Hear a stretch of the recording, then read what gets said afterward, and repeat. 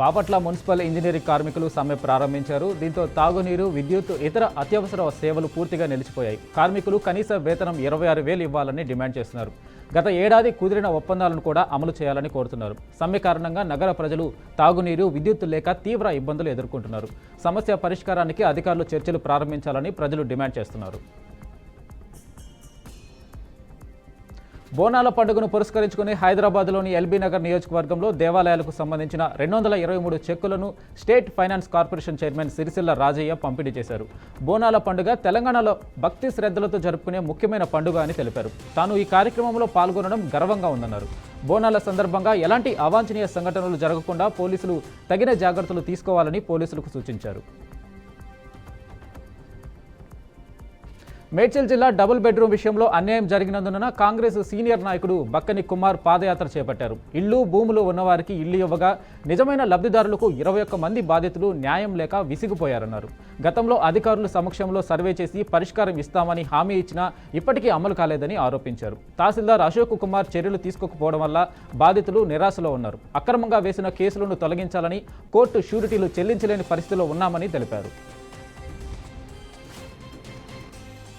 ఖమ్మం జిల్లా సదాశివునిపేట శివార్లో రోడ్డు ప్రమాదం జరిగింది. కారు అదుపు తప్పి వరి పొలాల్లోకి దూసుకెళ్లింది. ఈ ప్రమాదంలో కారులో ప్రయాణిస్తున్న డ్రైవర్ స్వల్ప గాయాలతో బయటపడ్డాడు. అతివేగంగా కారు నడపడం వలన ఈ ప్రమాదం సంభవించిందని స్థానికులు చెబుతున్నారు.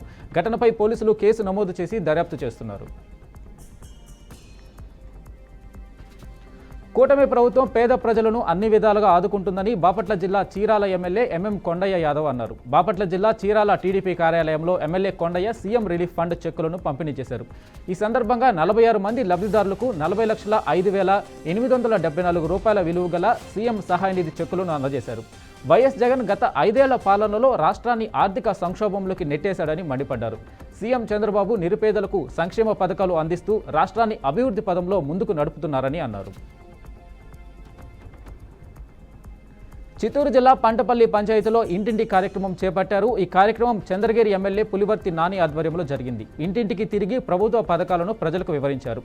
అలాగే జనాల సమస్యలను తెలుసుకున్నారు. సమస్యలపై తక్షణ పరిష్కారాలు చేపట్టాలని అధికారులకు ఆదేశించారు. మహిళలకు ఉచిత బస్సు ప్రయాణం ఆగస్టు 15 నుండి ప్రారంభం అవుతుందని తెలిపారు. మాజీ సీఎం జగన్ ఇంటి వద్ద వైసీపీ మహిళా నేతలు గుమ్మడికాయలతో దిష్టి తీశారు. జగన్ పర్యటనలపై కూటమి దుష్ట శక్తుల ప్రభావం చూపుతున్నామని, అందుకే దిష్టి తీసినట్లు మహిళలు చెప్పారు. తమ నాయకుడి తాము మద్దతుగా ఎప్పుడూ నిలుస్తామని తెలిపారు. కూటమి పాలన రౌడీల పాలనగా మారిందని విమర్శించారు. జగన్పై నరదృష్టి, కూటమి దృష్టి పోవాలన్నారు. ఉమ్మడి గుంటూరు జిల్లా జనసేన అధ్యక్షులు గాదె వెంకటేశ్వరరావు మాజీ మంత్రి పేర్ని నానిపై సంచలన వ్యాఖ్యలు చేశారు. పవన్, చంద్రబాబు గురించి నోరు జారితే శవం దొరకదని హెచ్చరించారు. వైసీపీ నేతల పిచ్చి ప్రవర్తనలపై ప్రజలు రాళ్లతో సమాధానం చెబుతారని తెలిపారు. కూటమి ప్రభుత్వం ప్రజల కోసం పనిచేస్తుంటే వైసీపీ శాంతి భద్రతలు భగ్నం చేసే ప్రయత్నాల్లో ఉందని విమర్శించారు. సూర్యాపేట జిల్లా కాంగ్రెస్ పార్టీలో మరోసారి వర్గపోరు బగ్గుమంది. మాజీ ఎమ్మెల్యే దామోదర్ రెడ్డి ఫ్లెక్సీలను ఎమ్మెల్యే సామేల్ వర్గీయులు చింపేయడంతో అగ్గిరాజుకుంది. గత కొంతకాలంగా మాజీ ఎమ్మెల్యే దామోదర్ రెడ్డి, మందుల సామేల్ వర్గాలకు మధ్య ఆధిపత్య పోరు కొనసాగుతుంది. ఈ నేపథ్యంలో ఫ్లెక్సీల రగడతో అది మరింత తీవ్ర రూపం దాల్చుతుంది. సీఎం రేవంత్ రెడ్డి సభ సందర్భంగా రామరెడ్డి, దామోదర్ రెడ్డి ఫ్లెక్సీలను ఏర్పాటు చేశారు. హైదరాబాద్లోని ఓ ఇంట్లో మనిషి అస్థిపంజరం ఉండడం కలకలం రేపింది. హబీబ్ నగర్ పిఎస్ పరిధిలోని నాంపల్లి మార్కెట్ ప్రాంతంలో ఈ ఘటన చోటు చేసుకుంది. ఇంటి నుంచి దుర్వాసన రావడంతో స్థానికులు పోలీసులకు సమాచారం ఇచ్చారు. దీంతో పోలీసులు ఘటనా స్థలానికి చేరుకుని పరిశీలించారు. 7 ఏళ్లుగా ఆ ఇంటిలో ఎవరూ లేరని, యజమాని విదేశాల్లో ఉన్నారని స్థానికులు తెలిపారు. అస్థిపంజరం ఎవరిదనే కోణంలో పోలీసులు దర్యాప్తు చేపట్టారు. క్రికెట్ బాల్ ఆ ఇంట్లో పడడంతో తీసుకునేందుకు వెళ్లినట్లు సమాచారం. లోపల అస్థిపంజరాన్ని వీడియోలో రికార్డు చేశాడని, అది వైరల్ కావడంతో యువకుడిని పోలీసులు విచారించారు. సంగారెడ్డి జిల్లా రామచంద్రపురంలో ఘోర ప్రమాదం చోటు చేసుకుంది. బీరాంగూడ కమాన్ సమీపంలో బట్టల షోరూంలో 3వ అంతస్తులో లిఫ్ట్ తెగి కింద పడింది. స్టిక్కరింగ్ పనిచేసేందుకు 14 మంది కార్మికులు వచ్చారు. ప్రమాదంలో అందులో 11 మందికి తీవ్ర గాయాలయ్యాయి. బాధితులను స్థానికులు వెంటనే ఆసుపత్రికి తరలించారు. కాళ్ళు చేతులు విరిగి కార్మికులు చికిత్స పొందుతున్న షోరూం యాజమాన్యం ఇంతవరకు పట్టించుకోవడం లేదని ఆవేదన వ్యక్తం చేశారు. తాను అడ్వకేట్ని అంటూ షాపు యజమాని బెదిరిస్తున్నాడంటూ కార్మికులు ఆరోపించారు.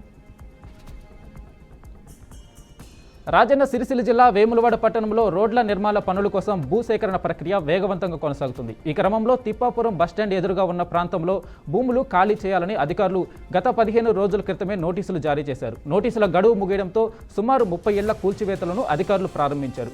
అయితే తమకు ఎలాంటి నష్టపరిహారం ఇవ్వకుండానే ఇళ్లను కూల్చివేశారని బాధితులు ఆవేదన వ్యక్తం చేస్తున్నారు. కూల్చివేతలకు ముందు పరిహారం కోర్టులో జమ చేసినట్లు అధికారులు స్పష్టం చేశారు. ఈ మేరకు పెద్ద ఎత్తున పోలీసులను మోహరించి చర్యలు చేపట్టారు. ఇటీవల సెలబ్రిటీ విడాకులు సర్వసాధారణమవుతున్నాయి. దశాబ్దం పాటు ప్రేమించుకుని పెళ్లి చేసుకున్న జంటలు సైతం వివిధ కారణాలతో విడిపోతున్నాయి. ఈ క్రమంలో మరో స్టార్ జంట విడాకుల దిశగా అడుగులు వేస్తున్నట్లు సమాచారం. భారత బ్యాడ్మింటన్ స్టార్లు సైనా నెహ్వాల్, పోరుపల్లి కాశ్యప్ విడాకులు తీసుకుంటున్నట్లు అధికారికంగా ప్రకటించారు. సైనా నెహ్వాల్ ఈ విషయాన్ని తన ఇన్స్టాగ్రామ్ స్టోరీ ద్వారా వెల్లడించారు.